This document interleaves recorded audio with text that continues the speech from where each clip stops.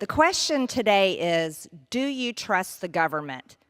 We often hear the claim that it's for your safety. And anytime the government tells us it's for your safety, the American people really question what that means. The same intelligence community that spied on President Trump's campaign has been deeply invested in reauthorizing FISA.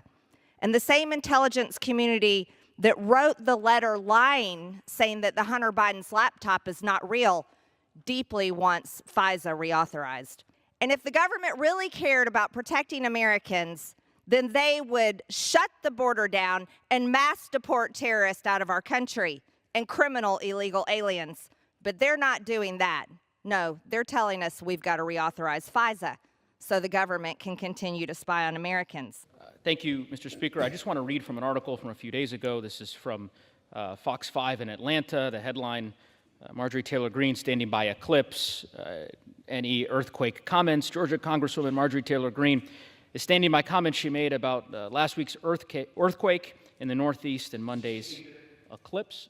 Again, this is quoting from the article here, that the Republican representative then posted on Twitter, the social media site formerly known as X, formerly known as Twitter, that, quote, God is sending America strong signs to tell us to repent. Greene also pointed to Monday's eclipse, saying there are, quote, many more things to come, end quote. So to the extent that my friend from Kentucky was looking for me to make a connection here to the debate that we're having, I suspect it's self-evident, but I'm not so sure that the American people should necessarily be taking much stock into the arguments that are being made by my colleagues on the other side of the aisle, including the speaker that we just heard from. Today's rule, put simply, is a testament to the Republican playbook since assuming the majority 15 months ago. Chaos, gridlock, and infighting. Over the past year, honestly, it has been difficult to understand what my colleagues across the aisle truly want. At the beginning of this Congress, the other side of the aisle voted for a House rules package that they promised would entail an open rules process for amendments. Yet this Congress is on pace to have more closed rules than any Congress in the last 100 years, over a century.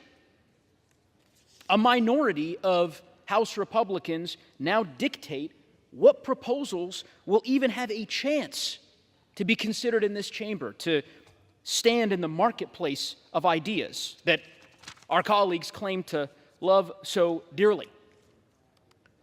Our colleagues across the other side of the aisle reject compromises at every turn, Mr. Speaker. My Republican colleagues rejected a bipartisan immigration deal that came out of the Senate before even reading the bill text. The bill passed with 70 votes, Mr. Speaker, 70 votes in the United States Senate. Our allies around the world have literally been left stranded. And House Republicans won't even bring the bill up for an up or down vote.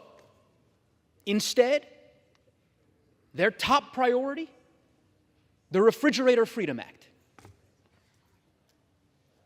Refrigerator Freedom Act, Mr. Speaker. The American people deserve better. They expect better. Enough of the political stunts, enough of the infighting. Let's get back to work, Mr. Speaker. I urge my colleagues to oppose the previous question and the rule, and I yield back the balance of my time.